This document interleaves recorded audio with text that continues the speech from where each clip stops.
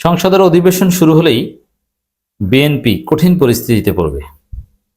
রাষ্ট্রপতি শাহাবুদ্দিন চুপ্পুকে নিয়েই একটা অনাকাঙ্ক্ষিত পরিস্থিতি তৈরি হবে, যেটা বিএনপি, তারেক রহমান, আমিরে জামাত এরা যে একটা সুন্দর বাংলাদেশের সূচনা করেছে, তাতে একটা বড় ধরনের বিঘ্ন সৃষ্টিকারী ঘটনা ঘটবে। এক্ষেত্রে বিএনপি সরকার একটা কিং কর্তব্য বিমূঢ়, কি করবে তারা বুঝে উঠতে পারছে না। এদিকে জামাত এনসিপি কঠিন চাপের মধ্যে রাখছে বিএনপি সরকারকে। একের পর এক ধারাবাহিকভাবে নানান পদক্ষেপ নিয়ে যাচ্ছে জামাত এনসিপি, যাতে শাহাবুদ্দিন চুপ্পু ইস্যুকে বিএনপি আগেভাগে ডিল করতে বাধ্য হয়, এবং এটা বিএনপির জন্য ডেফিনেটলি বিব্রতকর। দর্শক, যেখানে নাহিদ ইসলাম এনসিপি সরাসরি বলছে চুপ্পুকে অভিশংসন করে গ্রেপ্তার করতে হবে, কোন রাষ্ট্রপতিকে কেন্দ্র করে কোন এমপি ধরনের কথা অভিশংসন বিল উত্থাপনের আগে বলে, এটা নজিরবিহীন। দর্শক, জামাতপন্থী একজন ব্যারিস্টার জনাব শাহরিয়ার কবির, তিনি একবার চুপ্পুকে অপসারণ করে নতুন রাষ্ট্রপতি নিয়োগের লিগ্যাল নোটিশ দিয়েছেন, এখন আবার প্রধানমন্ত্রীকে চিঠি দিয়েছেন। এটা অসাধারণ একটা ব্যাপার। এর মানে এমন পরিস্থিতি তৈরি করা হচ্ছে, রাষ্ট্রপতি যে সংসদের উদ্বোধনী ভাষণ দিবেন অধিবেশনে, সেটাই এখন তাকে করতে দেওয়া হচ্ছে না বা করতে দিতে চাইছে না বিরোধী দলগুলো। এবং রাষ্ট্রপতি সংসদের অধিবেশনে ভাষণ দিলে সেই ভাষণ শোনার জন্য জামাত এনসিপির এমপিরা বসবেন না চলে যাবেন, এটা নিয়ে এখন সন্দেহ তৈরি হয়েছে। যেভাবে এগোচ্ছে জামাত এনসিপি, তাতে মনে হচ্ছে যে সংসদের উদ্বোধনী যে ভাষণ দিবেন রাষ্ট্রপতি চুপ্পু, সেটা জামাত বিএনপি শুনবেই না। ভাষণের সময় বের হয়ে যাবে, ভাষণ শেষে আসবে, তারপরে ধন্যবাদ প্রস্তাব উত্থাপন করবে, সেখানে জামাত এনসিপি ধন্যবাদ না দিয়ে তাকে অভিশংসন করে গ্রেপ্তার করার দাবি করবে। এটা কোনো স্বাভাবিক বা অর্থবহ সংসদের বৈশিষ্ট্য হতে পারে না, কিন্তু সেটা হবে। এর মানে বিএনপি চুপ্পুকে নিয়ে একটা সিদ্ধান্ত নিতে বাধ্য হবে, কিছু করার নেই। এখন এতদিন জল্পনা কল্পনা ছিল যে সংসদ শুরু হওয়ার পর অভিশংসন করতে হবে, কিন্তু এখন জামাতের লোকজন এক ধাপ এগিয়ে গেছে যে সংসদে উদ্বোধনী ভাষণই এই চুপ্পুকে দিতে দেওয়া যাবে না। এমনকি চুপ্পু সংসদে উদ্বোধনী ভাষণ দিলে তার বিরুদ্ধে কোনো মিছিল টিছিল হয় কিনা রাজপথে তাও বলা যায় না। জুলাই অ্যালায়েন্স বা এরকম কেউ মিছিল করতে পারে, কারণ এটা একটা কলঙ্কজনক অধ্যায় হবে।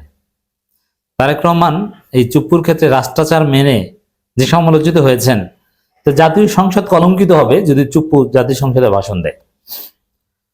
দর্শক, সংসদে রাষ্ট্রপতি মোহাম্মদ শাহাবুদ্দিনকে ভাষণ দানে বিরত রাখতে প্রধানমন্ত্রীকে চিঠি। মানে জামাত বা জামাতপন্থী অ্যাক্টিভিস্ট, এনসিপিপন্থী অ্যাক্টিভিস্টরা যা করার সব করছে, চুপ্পুকে জয় বাংলা করে দিতে যত ইনস্ট্রুমেন্ট আছে সব করছে। তো এইভাবে বিএনপি এগুলো সামাল দেবে না, নিজেদেরকে সামাল দেবে। চুপ্পু তো অন্যের লোক, ভারতের লোক, তাকে রক্ষা করতে বিএনপি কতটা ঝুঁকি নেবে? বিএনপি তো তাতে বেকায়দায় পড়বে অনিবার্যভাবে, বোঝা যায়। আবার একদম এখন আগে থেকেই ভাষণ দানে বিরত রাখা, সরিয়ে দেওয়া, এটাও আইনে নাই, কারণ কার্যপ্রণালী বিধি এটাই যে রাষ্ট্রপতি সংসদের উদ্বোধনী ভাষণ দিয়ে সংসদ উদ্বোধন করে দিবেন এবং সংসদের অধিবেশন ডাকবেন রাষ্ট্রপতি। সেক্ষেত্রে কোন আইনে, কোন ভাবে, যেহেতু বিএনপি কথিত সাংবিধানিক ধারাবাহিকতার কথা বলছে, যদি তারেক রহমান নিজে কোনো সংবিধান মানেন না, কারণ সংবিধানে আছে শেখ মুজিবের ছবি, জাতির জনকের ছবি তার পেছনে থাকতে হবে, আছে নাই? তো এই যে আরো অনেক কিছুই সংবিধান মানেন না। এখন কিছু কিছু জায়গায় মানেন, যেটা বিএনপি স্বার্থের জন্য লাগে সেটা মানেন, আর যেটা লাগে না সেটা মানেন না। এখন চুপ্পুকে বাদ দিয়ে কার মাধ্যমে ভাষণ দেয়াবেন? মানে এটার সংবিধানে কোনো অল্টারনেটিভ নাই। শপথ পড়ানো, এটা একটা অল্টারনেটিভ করা গেছে, যদি ওটাও অসাংবিধানিক। এখন ভাষণটা কি প্রধান নির্বাচন কমিশনের মাধ্যমে দেয়ানো যায়? এটা কঠিন। আবার সংসদ অধিবেশন শুরু হওয়ার আগে নতুন কাউকে রাষ্ট্রপতি বানাবে, এটাও হয় না। তার মানে ওভারঅল বিএনপি একটা কঠিন পরিস্থিতিতে পড়তে যাচ্ছে রাষ্ট্রপতি শাহাবুদ্দিন চুপ্পুকে নিয়ে।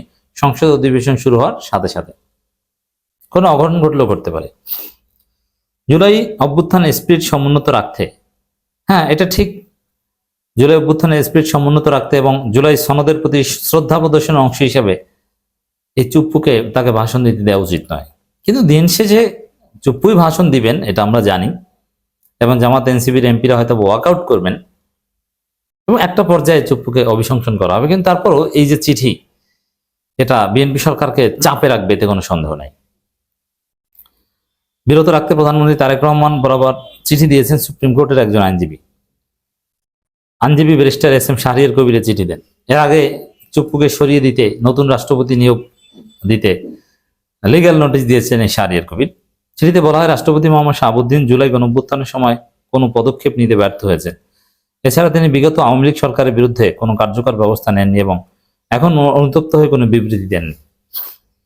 এবং সর্বশেষ জামাত তার বিরুদ্ধে শপথ লঙ্ঘনের অভিযোগ এনেছে এবং এনসিপি তার গ্রেপ্তারের দাবি জানিয়েছে। তাহলে এরকম একজন নির্লজ্জ নিকৃষ্ট ব্যক্তি জাতীয় সংসদে ভাষণ দিবে, এটা নতুন বাংলাদেশের জন্য একটা লজ্জা, কলঙ্কজনক অধ্যায় হয়ে থাকবে। এর দায় কিন্তু বিএনপির উপর। কারণ চুপ্পুকে ভাষণ দিতে দিবে কি দিবে না, না বিকল্প কিছু তৈরি করবে। কারণ সংবিধান অনুযায়ী তো দেশ চলছে না। সংসদ শুরু হওয়ার আগে সংবিধান 180 দিনের আগে কোনো সংবিধান আপনি নির্দিষ্ট করে বলতে পারবেন না। কারণ 180 দিন সংবিধান সংস্কার পরিষদ হিসাবে কাজ করবে সংসদ, তারপরে সংবিধান সবকিছু ফাইনালাইজ করার পরে দেন সংবিধান। তার আগে কোনো সংবিধান এগুলো তারেক রহমানও মানেন না। এই যে শেখ মুজিবের ছবি, এটা কি মানেন তারেক রহমান? মানেন না। অতএব এমপিদের শপথ পড়ানোর বিষয়টা যেরকম বিকল্প তৈরি করা হয়েছে, এখানে এরকম বিকল্প তৈরি করা উচিত তারেক রহমানের, কিন্তু সেটা করবেন বলে মনে হচ্ছে না। করুক বা না করুক, তাদেরকে এটা ডিল করতে হবে এবং এটা নিয়ে একটা বিব্রতকর পরিস্থিতিতে বিএনপি পড়বে। চিঠিতে বলা হয়, রাষ্ট্রপতি মোহাম্মদ শাহাবুদ্দিন 20 ফেব্রুয়ারি দৈনিক কালের কণ্ঠে সাক্ষাৎকারে রাষ্ট্রপতি কেবল জুলাই বিপ্লবের চেতনাকে অবমাননা করেননি, বরং প্রকৃত সত্যকে মিথ্যাভাবে উপস্থাপন করেছেন। অতএব তিনি তার শপথ ভঙ্গ করেছেন এবং বাংলাদেশের রাষ্ট্রপতি হিসেবে অব্যাহত থাকার কোনো আইনি অধিকার তিনি রাখেননি। তো এইটা হচ্ছে তার জন্য একটা কঠিন পরিস্থিতি। শেষে চিঠিতে প্রধানমন্ত্রীকে অনুরোধ করা হয়েছে জুলাই বিপ্লবের চেতনা সমুন্নত রাখতে এবং রাষ্ট্রপতি মোহাম্মদ শাহাবুদ্দিনকে সংসদের অধিবেশন আহ্বান বা সংসদ ভাষণের প্রদানের অনুমতি না দেওয়ার ব্যবস্থা নিতে, অথবা প্রধানমন্ত্রী তার সুবিধা মতো ব্যবস্থা নেবেন বলে চিঠিতে অনুরোধ করা হয়েছে। এই অনুরোধ ব্যক্তিগত নয়, জনগণের আকাঙ্ক্ষা।